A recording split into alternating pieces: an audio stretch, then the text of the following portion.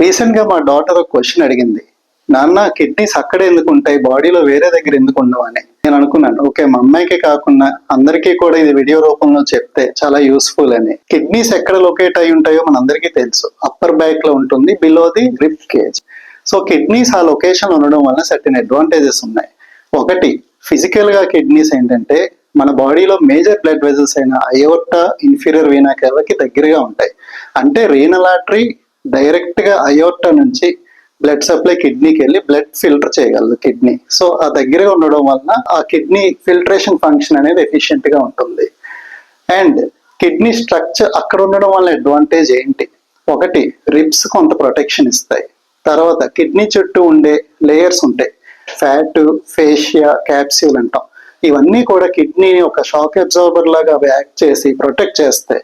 Direct injury జరగకుండా, ఒకవేళ జరిగినా కూడా కిడ్నీస్ అంత వెంటనే డ్యామేజ్ అవ్వకుండా నేచర్ ఇచ్చిన ప్రొటెక్షన్ ఇది. So we should agree that nature is a wonderful architect.